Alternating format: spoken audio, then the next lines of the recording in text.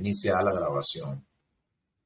Vamos a seguir esperando un poquito Y yo más. aquí ya la iniciaste, perfecto. Bueno, en realidad no sé quién fue el que programó, creo que fuiste tú.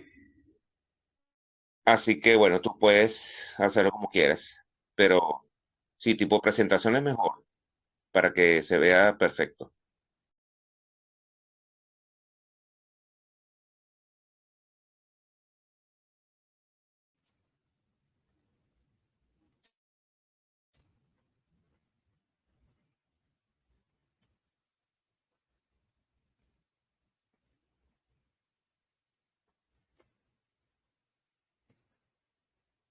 Ups.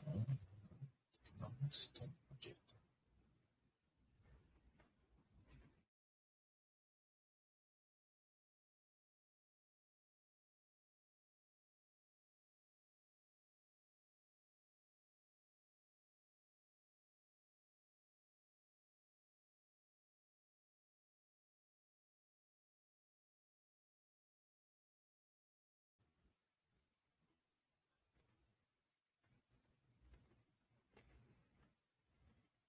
Sí, bueno, vamos a dar unos minuticos más para dar comienzo eh, y de que las personas se vayan incorporando.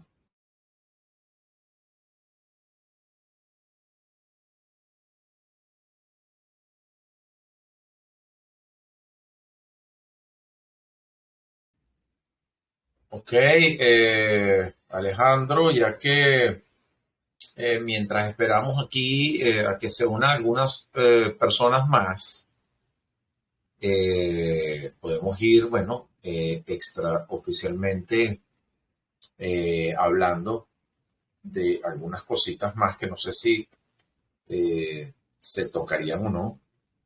Hay una polémica allí sobre, hay un artículo que tú escribiste, todo muy bueno con respecto a los tokens, a los bridge y lo que ellos hacen sobre, pues bueno, cómo pasan unos tokens realmente de una cadena a otra, que sabemos que no es exactamente lo que pasa, sino que hay un bloqueo ahí de los contratos inteligentes.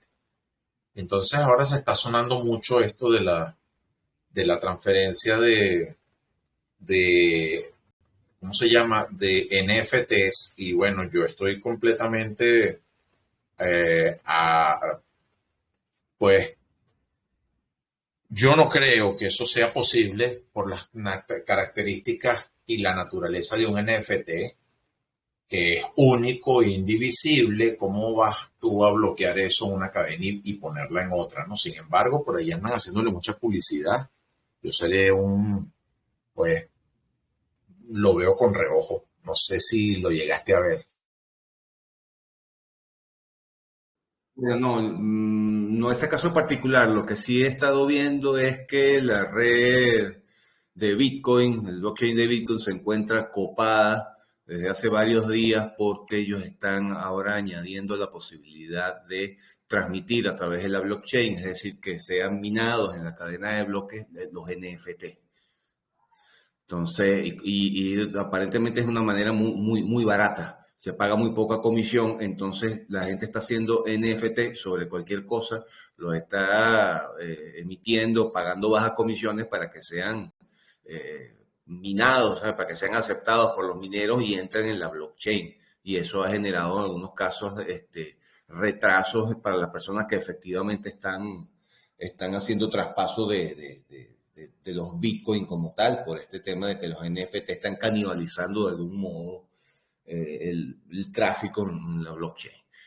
En cuanto a los bridge, cómo funcionarían para los casos de los NFT, salvo mejor opinión, yo no veo ninguna diferencia real entre cómo sería el traspaso en un bridge por un token normal que por un NFT, porque al final ambos son tokens, ¿no? Que uno sea divisible y el otro no se pueda dividir, no altera el funcionamiento que estamos hablando de un token. No es posible No hasta es los... posible. Sí, sí. Bueno, es un buen tema de debate porque, bueno, sí hay un poco de diferencia, ¿no? Porque si es un token, ellos hablan allí de colecciones. Puedes ir, Alejandro, si quieres, ya compartiendo tu escritorio, poniendo la primera lámina de bienvenida, para que vayas preparando tu dashboard para comenzar. Pero fíjate tú, ¿cómo haces tú un NFT?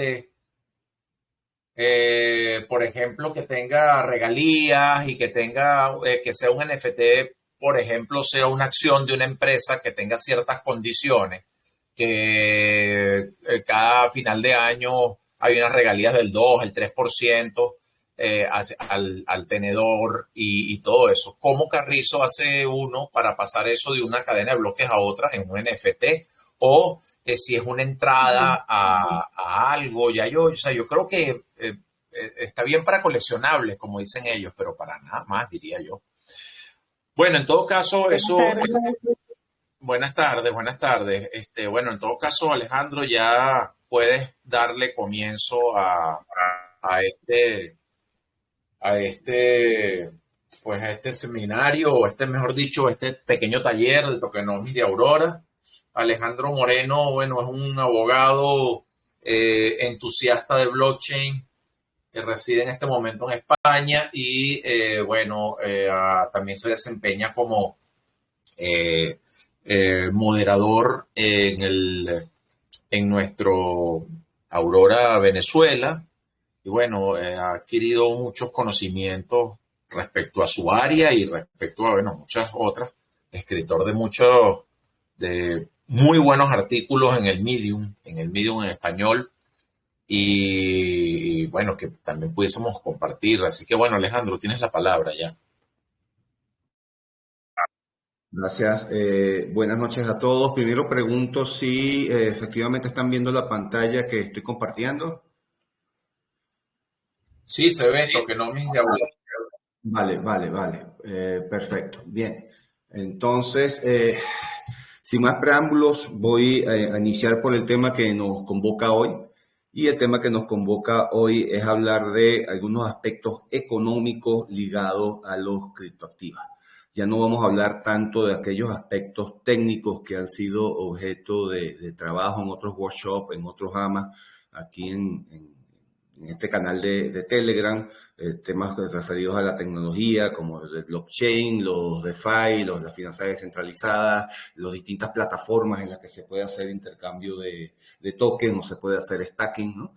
Sino que vamos a enfocarnos más que todo entonces en lo que es la parte económica de los criptoactivos. Y esto indudablemente lo que hace es añadir complicaciones a algo que ya de por sí es bastante complicado. Ya lo señaló en 2017 el comediante John Oliver cuando definió a las criptomonedas como todo aquello que no entendemos sobre el dinero más todo aquello que no entendemos sobre la computadora.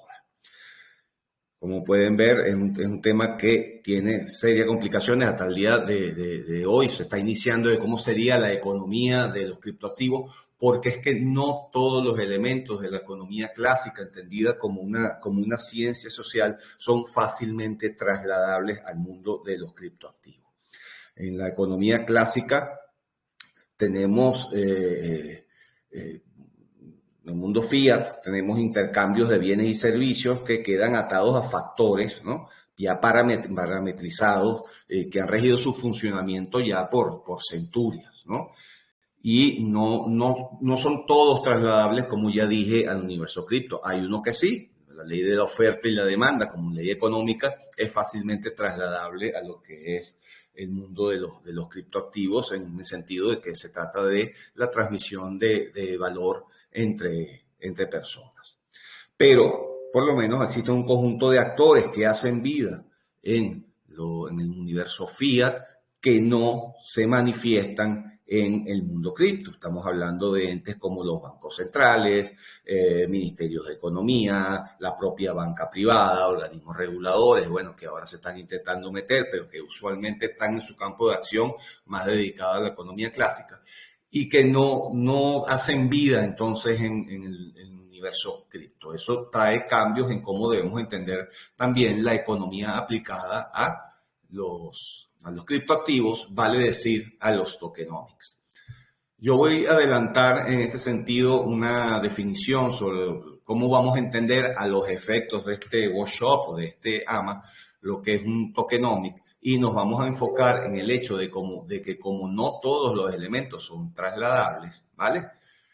Como es podemos decir, una ciencia nueva que se está creando a través de la creación de distintos proyectos de criptomonedas, son los mismos creadores de las criptomonedas los que están estableciendo sus parámetros económicos de cómo va a funcionar cada proyecto. Eso no ocurre en el mundo fiat. Actualmente en el mundo fiat no existe un solo país en el mundo que emita una moneda que sea, por ejemplo, con un límite fijo de emisión. Eso no existe, ¿verdad? Los parámetros económicos que rigen actualmente en el mundo fiat dicen que todas las monedas en el mundo son, por definición, inflacionarias. Eso no es lo que está ocurriendo en el universo cripto. Los creadores pueden, en muchos casos, definir la forma, los parámetros económicos que van a regir los proyectos en los que están embarcados, ¿vale? Entonces, junto con el aspecto técnico que tiene el proyecto del criptoactivo, se une el aspecto económico que también están definiendo a la vez que sacan sus proyectos, sus tokens, sus criptomonedas. Entonces, bajo esa característica podemos adelantar que los tokenomics, a los efectos de este AMA, repito, lo podemos definir como la forma escogida por parte de los creadores de un determinado proyecto en el ecosistema cripto para gestionar el suministro y distribución de los tokens asociados al mismo. El saber entender entonces cuáles son esos parámetros definidos por cada proyecto nos va a ayudar a nosotros como inversores en las criptomonedas a definir la fortaleza o la debilidad de ciertos proyectos que hay. Hay miles de proyectos de criptomonedas, muchas de ellas son scam, son estafas, ¿no? Y una forma de evaluar si una criptomoneda es efectivamente algo serio, ¿no? O es simplemente una estafa es analizando los tokenomics, es decir, cuáles parámetros económicos son los que rigen el funcionamiento de ese proyecto cripto. En tal sentido, yo he dividido los elementos que hacen parte de los tokenomics en dos categorías. La primera son los elementos objetivos. Los elementos objetivos, como su nombre lo indica, son aquellos que son fácilmente parametrizables, que se les asigna un número, ¿vale?, al lado, lo cual permite, bajo criterios absolutamente objetivos, establecer la fortaleza o debilidad de un determinado proyecto de criptomoneda. Dentro de estos elementos objetivos tenemos, en primer lugar, el suministro total, es decir, la cantidad de tokens que van a ser emitidos por el proyecto del cual se está hablando o del cual se está analizando. O sea, como inversores, ¿vale?, o sea, como participantes, de pronto como desarrolladores en el proyecto. Dentro del suministro total podemos establecer dos categorías básicas, que son, la primera es un suministro finito, un suministro establecido de manera numérica y que no va a aumentar de ahí. Eso es lo que conocemos como un proyecto deflacionario, un proyecto de una emisión fija. El ejemplo clásico en este caso es el de propio Bitcoin, el cual está definido desde el punto de vista técnico, el cual van a ser emitidos 21 millones de tokens de BTC y no más de ahí, ¿vale? Entonces, el suministro total de Bitcoin es fijo. De la misma manera, en el caso de Aurora, podemos ver que el suministro total de Aurora también es un suministro fijo de los tokens que van a haber de Aurora. Esto es importante.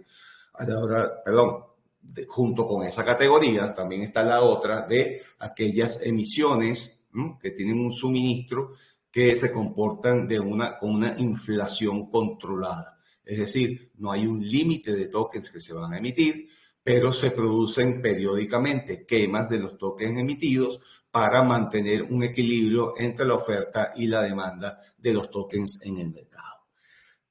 Ambos proyectos, cada uno tiene sus ventajas y desventajas. Yo particularmente, como un una escogencia personal, yo me decanto más por los proyectos que tengan una emisión fija, ¿vale?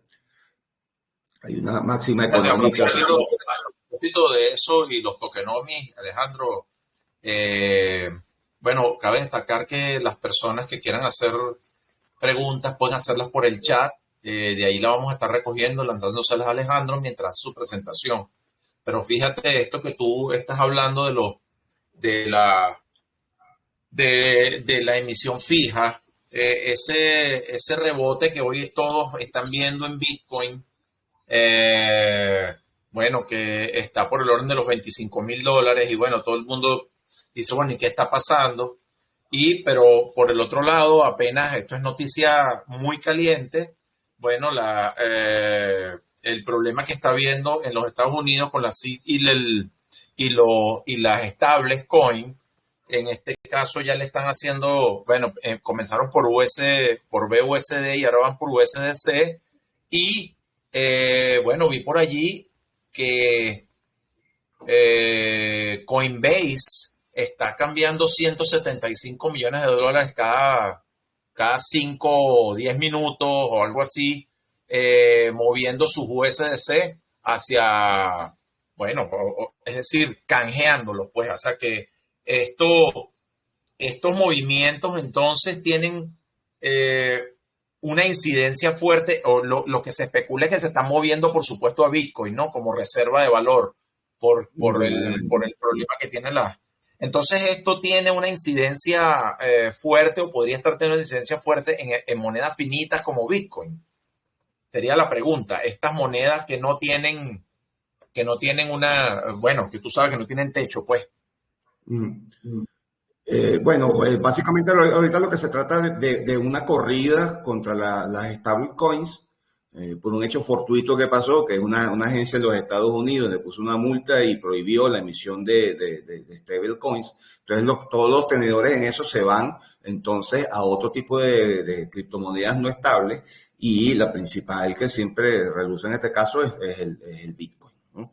Entonces, claro, está corriendo mucho del movimiento de esta corrida por el FUD hacia el Bitcoin. Ahora bien, yo no veo tanto estos elementos a la hora de definir, porque aquí lo que estamos viendo es definir. Yo tengo un capital y yo quiero invertirlo en criptomonedas. ¿Qué tipo de criptomonedas son las que yo debo buscar? ¿Cuáles son las criptomonedas que a largo plazo, más allá digamos, de corridas estacionales o corridas dependiendo de alguna noticia, ¿no? ¿Cuáles son los fundamentales que me llevan a mí, más que la noticia, lo fundamental a invertir en un proyecto o en otro? ¿Vale? Entonces, nadie puede definir qué es lo que va a hacer la SEC en los Estados Unidos el día de mañana y eso no hay forma de cómo preverlo, no puede hacer parte de nuestro análisis. Lo que sí puede hacer parte de nuestros análisis son los elementos que están definidos aquí en la lámina y el primero de ellos es el suministro total. El suministro total lo que nos indica eso, ¿es un proyecto deflacionario o es un proyecto de inflación controlada?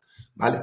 Una vez definido eso, de acuerdo con las preferencias de cada quien, repito, yo desde mi punto de vista me voy más por los proyectos que son de emisión fija, pero hay proyectos de inflación controlada en los cuales también vale la pena invertir. Desde mi óptica, desde mi punto de vista, estos proyectos de inflación controlada en los que vale la pena invertir son aquellos en los que la emisión y la quema de los tokens están regidos por una gobernanza que sea transparente y preestablecida. Si eso está definido en la voluntad del dueño del proyecto sentado en un sofá con un habano en la mano y un martini en la otra, eso para mí no es una señal para mí es una señal de alerta de no invertir en ese proyecto. Ahora, si el proyecto inflacionario o de inflación controlada rige su comportamiento económico, es decir, su tokenomics, sobre la base de, digamos, un contrato inteligente que define cuándo se queman y cuándo se emiten la moneda, bueno, sería una opción también entonces de apostar por ese tipo de proyectos. Yo, desde mi punto de vista personal, yo me voy por los de emisión fija. Como veremos más adelante, Aurora es un proyecto también de emisión fija. Bien, el segundo elemento objetivo que no debemos confundir con el suministro total es la capitalización de mercado. También es objetivo porque es parametrizable, tiene un número, el cual, bueno, los números después pueden ser sujetos a interpretaciones subjetivas, pero el número está ahí, eso es lo que define que sea un elemento objetivo. Y la diferencia de la capitalización con el suministro es que la capitalización es el número que surge por la multiplicación del número de tokens en circulación por el precio de cada token en el mercado. ¿Okay? Las reglas no dicen que a mayor capitalización de un determinado token, de un determinado criptoactivo, mayor será su salud, ¿vale? A los efectos de ser considerada como un proyecto estable, como un proyecto en el que vale la pena invertir. Y en tercer lugar, como elemento objetivo, vemos el tema de la distribución. Si bien el suministro total, por lo menos en el caso de Bitcoin, es de 21 millones, todavía no han sido distribuidos porque no ha sido minado el último Bitcoin de la historia. Creo que está previsto para el año 2130. Mientras tanto, hay un conjunto de tokens que se han sido ya emitidos y distribuidos y están en el mercado. ¿Vale? Entonces, sabiendo cuáles son las reglas, también conociendo la gobernanza del proyecto, de cuáles son las reglas de la distribución, podemos nosotros entonces definir la fortaleza de un determinado proyecto cripto. En el caso de Aurora, como veremos más adelante también, solo el 40% creo del suministro total, es decir, de los 1.000 millones de tokens de Aurora que van a ser emitidos, están actualmente todavía en el mercado. Y de los mismos está establecido, parametrizado un calendario para la emisión de los tokens restantes, y no solamente está parametrizado los tokens en el tiempo, sino también en los porcentajes que le toca a cada uno de los actores, en este caso, incluyendo de entre esos actores, y algo de lo que vamos a hablar de las comunidades, ¿verdad? Como elemento subjetivo de las comunidades a los fines de darle fuerza, de darle desarrollo orgánico a lo que son los proyectos de criptomonedas. Bien, con esto cierro entonces cuáles son los elementos objetivos a ser tomados en cuenta en un criptoactivo y nos movemos entonces a lo que son los elementos subjetivos. Subjetivos porque no son parametrizables, son de libre interpretación, ¿vale? Una persona puede interpretar de una forma u otra, pero yo creo que esos son los principales que debemos tomar en cuenta. El primero es la usabilidad o utilidad del token en cuestión, ¿no? Un ejemplo de esto puede ser por lo menos el token, el BNB, ¿vale? Emitido por el exchange centralizado Binance, el cual tiene la utilidad de que hace que consigan rebajas en las compras y ventas de criptoactivos dentro del universo de ese exchange, ¿no? O sea, puede ser un caso de usabilidad o utilidad. En el caso del proyecto Aurora, su usabilidad es que es un token de gobernanza, ¿vale? Sirve entonces al tenedor del token de Aurora para, digamos, votar, para de alguna forma influir en las propuestas que se puedan hacer para el desarrollo, para la evolución del proyecto detrás de Aurora. En segundo lugar, tenemos a las comunidades organizadas alrededor de un determinado proyecto. Me parece a mí que este elemento no es lo suficientemente valorado, y aquí yo quiero hacer un alto. Y quiero hacer un alto precisamente porque nosotros estamos aquí porque hacemos parte de una comunidad a los fines de impulsar, a los fines de darle garras al proyecto de Aurora, por lo menos en América Latina, ¿no es cierto? Y eso no es una labor menor, ¿vale? No es una labor menor, y yo quisiera ilustrar este punto, si me lo permiten, con un ejemplo para que ustedes se den cuenta hasta qué punto una comunidad organizada puede lograr grandes cosas en los aspectos financieros, en los aspectos económicos. Me imagino que para muchos de ustedes, disculpen, estoy algo ronco, algunos de ustedes, o para muchos de ustedes, no les será desconocido el nombre de Michael Burry. ¿Lo recuerdan? No, yo no sé quién es. A ver. Michael Burry, que vio la película de Big Short, La Gran Apuesta, debe acordarse de Michael Burry, cuyo papel fue representado por el actor Christian Bale en esa película. ¿Sí se acuerdan? Ajá. Este hombre fue el que predijo ya para el año 2008, o antes de 2008, para el 2007, que el mercado de valores sostenido por las hipotecas, por el mercado inmobiliario de los Estados Unidos, estaba parado sobre barro, sobre pies de barro, y se iba a caer. En tal sentido, Michael Burry entonces hizo apuestas en contra, lo que se llama, hizo unos cortos, ¿vale? Apostando en contra de ese mercado. La realidad le dio la razón a Michael Burry y al fondo que él administraba, llamado Zion Capital, y ganó mucho dinero él personalmente y el capital que administraba haciendo esa apuesta. Estamos hablando entonces de un hombre que es capaz o que fue capaz en ese momento de predecir algo que no había pasado nunca, que es el mercado inmobiliario de los Estados Unidos se iba a derrumbar, ¿vale? Que la gente iba a dejar de pagar sus hipotecas. Nadie nunca en los Estados Unidos había dejado de pagar las hipotecas. Pero eso pasó, ¿por qué? Bueno, porque se estaban entregando hipotecas básicamente a cualquiera que tuviera pulso en las venas. Bien, Michael Burry aparentemente tiene un gran apetito por los cortos en el mercado. Y más adelante, en el año 2021, él descubrió entre los fundamentales de una tienda en los Estados Unidos, una cadena de tiendas en los Estados Unidos que cotizaba en la bolsa llamada GameStop. No sé si les suena. Esta tienda de GameStop. Claro, de un documental bien interesante también en Netflix. Vale. GameStop, Michael Burry se dio cuenta de que la tienda lo que se dedicaba básicamente era a la venta y alquiler de juegos de videojuegos para computadoras y para consolas tipo PlayStation. Pero la evolución tecnológica fue llevando de alguna forma a estas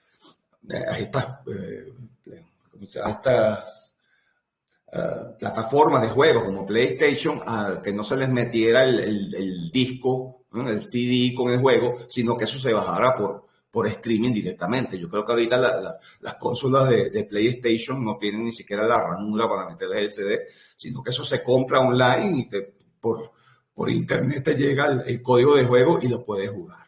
Michael Burry se dio cuenta de eso e hizo también una apuesta en contra de GameStop.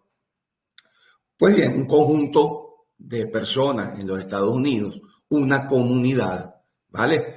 Se unieron, urdieron un plan y lo llevaron a cabo con el objetivo de partirle la madre a Michael Burry, con todo lo que representaba Michael Burry. Y lo hicieron y lo lograron, uniéndose como comunidad. ¿Qué hicieron? Usaron dos plataformas tecnológicas. La primera de ellas fue Reddit, que es como que una comunidad una comunidad para que las personas se pudieran acercar y compartir sus pareceres sobre esos aspectos económicos y no económicos. Entonces ellos se unieron, ¿vale? Y dieron este plan a los fines de, usando otra plataforma tecnológica llamada Robinhood, un exchange que también no sé si todavía existe. En ese momento era famoso porque permitía a las personas comprar y vender acciones en la bolsa sin pagar comisiones, ¿vale? Entonces, las personas coordinaron los esfuerzos en Reddit y llevaron esos esfuerzos coordinados a Robinhood para comprar masivamente acciones de GameStop. Cuando se compraron las acciones de GameStop, los precios de GameStop entonces empezaron a subir. A pesar de los fundamentales que Michael Burry había determinado. Empezó a subir porque la comunidad decidió que si se ponían de acuerdo podían hacer subir el valor de la acción. Y eso fue lo que pasó. Michael Burry probablemente fue llamado un margin call por su corto hecho sobre GameStop y perdió dinero en eso. Entonces, esto lo digo como una anécdota para que ustedes se den cuenta de lo que una comunidad bien organizada es capaz de hacer. Lo digo porque nosotros hacemos parte de una comunidad y yo creo que es importante tener este tipo de cosas en cuenta, de organizarnos cada vez más y darle entonces la utilidad y la difusión que se requiere para el proyecto Aurora. Bien, finalmente como elemento subjetivo entonces está la gobernanza, ¿vale? Que nunca puede ser dejar de ser tomada en cuenta. Todos los proyectos, en mi opinión, el éxito de los mismos radican en buena medida en una buena gobernanza. Una gobernanza principalmente descentralizada, una gobernanza que permita reglas claras del juego y que no dependan de los vaivenes de la voluntad del dueño del proyecto de turno, ¿vale? No voy a dar nombres ahora, pero todos conocemos algún proyecto por ahí que simplemente la persona dice esto se hace así y el que no le guste que haga una bifurcación dura y se vaya por otro lado. ¿No es cierto? De hecho, ha habido bifurcaciones que andan por otro lado en función de que lo que una persona dueña del proyecto decidió que iba a hacer y punto, ¿vale? Sin ningún tipo de discusión o democracia sobre eso. Entonces, unas reglas de gobernanza bien establecidas, ¿no?, son las que permiten entonces también determinar a largo plazo cuál es la fortaleza de un proyecto. Bien, ya tenemos visto entonces los elementos objetivos y subjetivos a tener en cuenta sobre los proyectos de criptomonedas que queremos invertir. Vamos a ver ahora cómo se confluyen esos elementos en el proyecto de Aurora.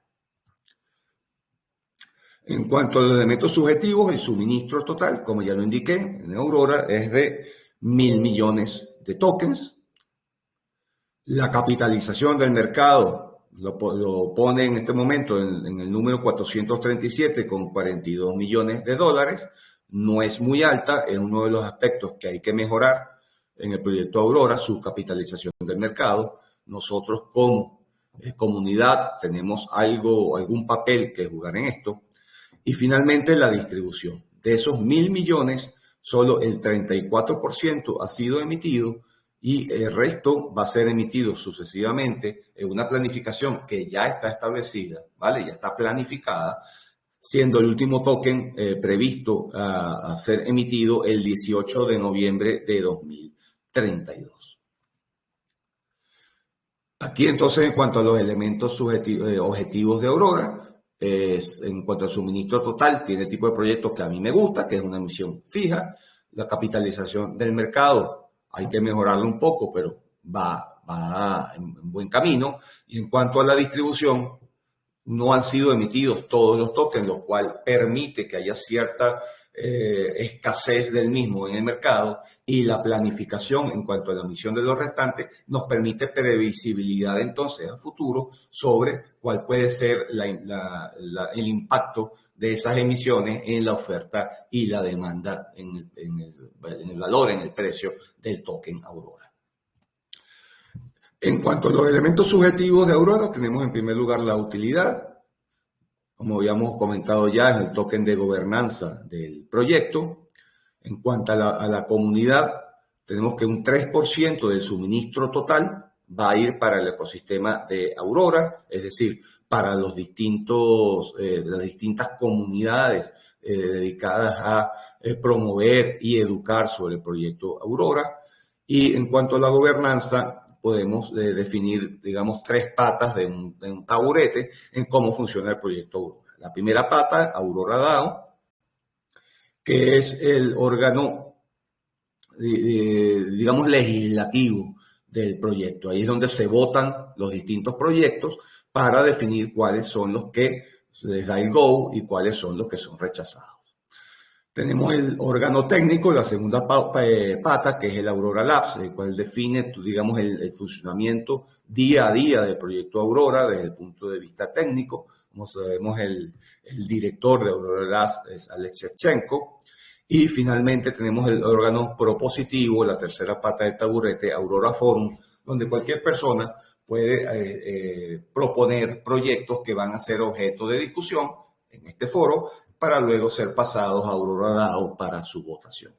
Entonces, como ven, es una gobernanza descentralizada que nos permite, o por lo menos a mí me permite determinar que no está sujeto a lo que los vaivenes de la voluntad de alguien quiera hacer con el proyecto, sino que están parametrizados, planeados los elementos y el futuro del proyecto a largo plazo. ¿Vale?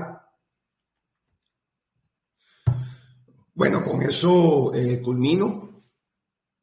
Ya hemos dado un repaso entonces a los elementos objetivos y subjetivos de lo que es el proyecto Aurora, y los dejo entonces con estos pensamientos económicos para que ustedes los tengan en cuenta también. El primero me parece importante que lo tengan de John Maynard Keynes, el padre del keynesianismo, un famoso economista de centro, no era ni de izquierda ni de derecha, sino de centro, el cual dice que el mercado puede permanecer irracional más tiempo de que usted puede permanecer solvente.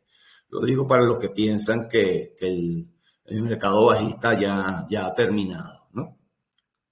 Y bueno, lo digo para los que quieran invertir lo que se necesita.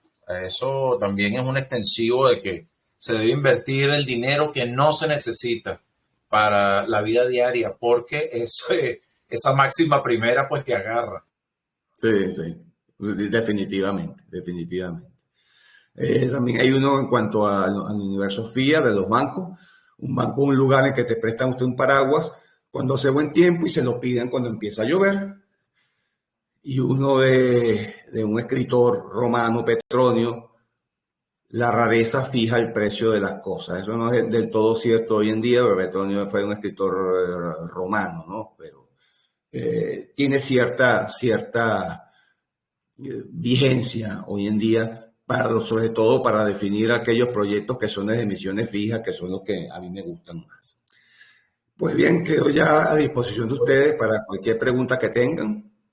Bueno, sí, Alejandro, antes de entrar a la sed de preguntas y respuestas, que las personas, por favor, bueno, las personas que vayan, quieran tomar la palabra, pues también pueden hacerlo cuando abramos las preguntas, pero quien no tenga micrófono puede también escribir la pregunta en el chat del grupo que estamos pendientes. Quería hacer un comentario allí, envié el link sobre todo lo que estás hablando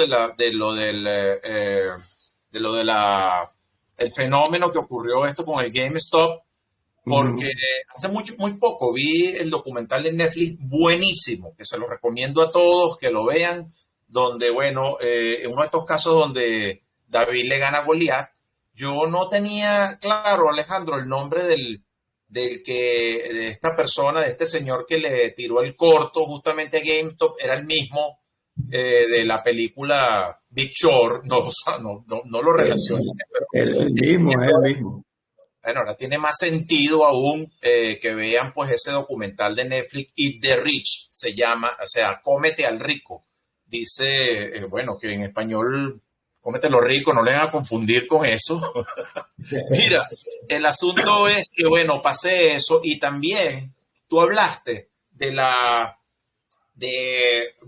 dónde sale el precio de las monedas, que la liquidez dividida entre la cantidad de token en circulación. Entonces, pues bueno, pasé un ejemplo de CoinMarketCap para que vean, bueno, de dónde sale el precio, porque Bitcoin está en 24.173. Un poquito más hacia la derecha, si ven todos cuando vean el chat, van a ver que está la capitalización allí de 466.391 millones de dólares para redondear.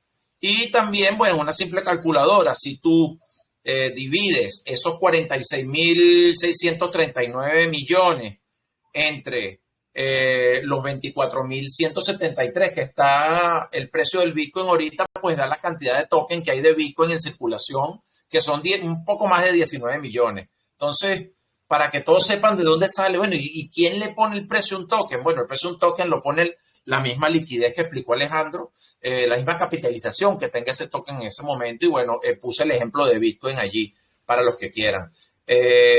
Si quieres comentar de esto, Alejandro, o abrimos las preguntas. ¿Quién tiene alguna pregunta hablada o por escrito?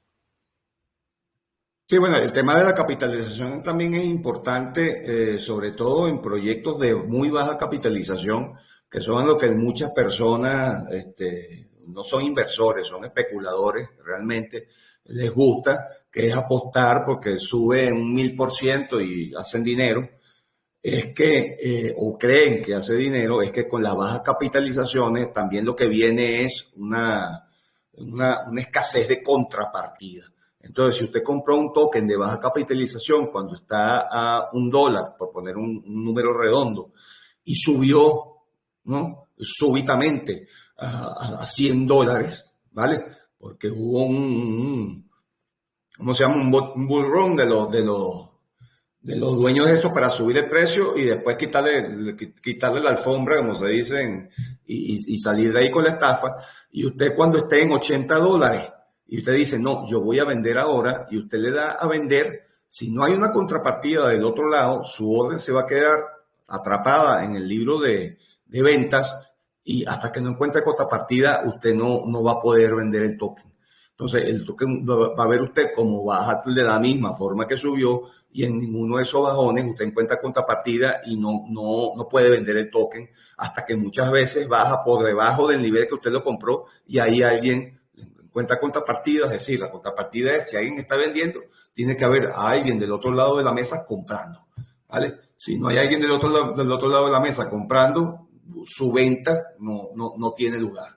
Entonces, cuando se trata de proyectos con alta capitalización, es más probable que sus órdenes de compra o venta encuentren del otro lado de la mesa una contrapartida. Entonces, eso es lo que pasa muchas veces también con los proyectos de baja capitalización.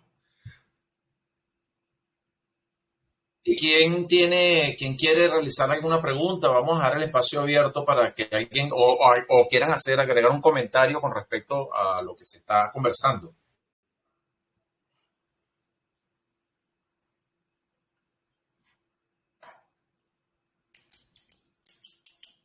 Bueno, entonces ha estado bastante claro tu explicación, Alejandro, con respecto a los tokenomics y los elementos a tener en cuenta.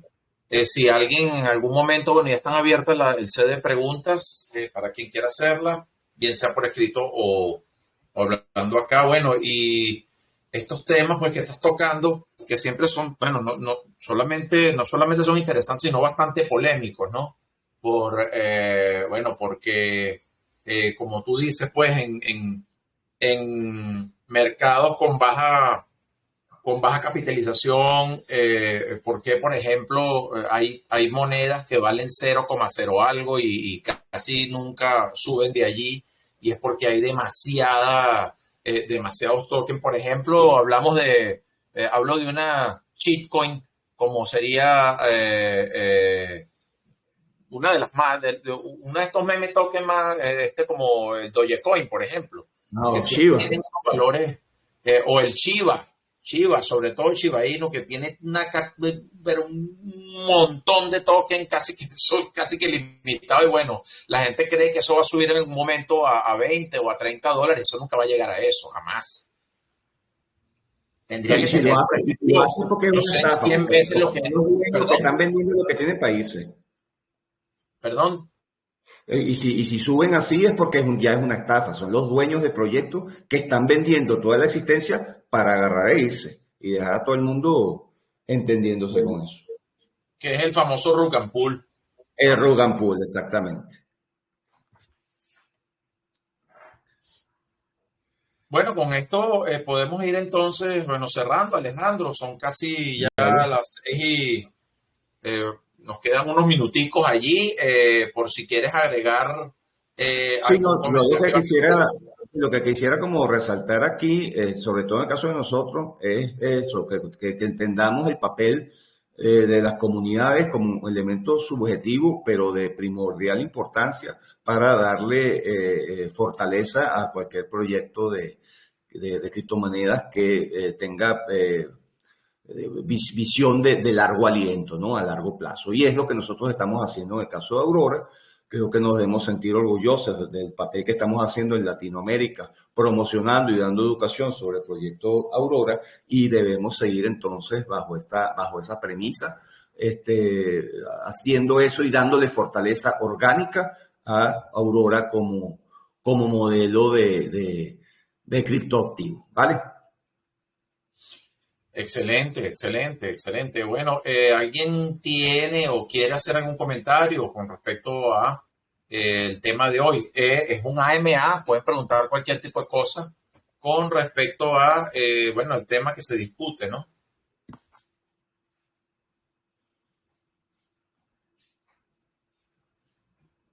Bueno, en todo caso, Alejandro, pues bueno, muchísimas gracias por tu tiempo y por el espacio que has tenido para explicarle a la comunidad, pues a nuestra comunidad, de estos aspectos valiosos a considerar, pues, al momento de invertir, esos pensamientos que dejan pensando, eso último que pusiste realmente, y fíjate que se mantienen vigentes sin importar la cantidad de tiempo, porque dijiste allí que, bueno, uno de esos comentarios es romano y Sí. no pierde vigencia. Entonces, bueno, muchísimas gracias por esto. Vale, bueno, gracias por venir esta noche a atender la convocatoria de hoy. Les agradezco la atención que me han prestado y ya quedaremos para una nueva oportunidad. Bueno, gracias a todos. Espero que les haya gustado. Hasta luego. Y muchas gracias, Alejandro. Muy buena el AMA, excelente, de verdad. La parte teórica me parece fina y bueno, ya después la parte subjetiva, la especulación, lo que genera. Gracias. Vale, Buenas noches. vale. Feliz noche.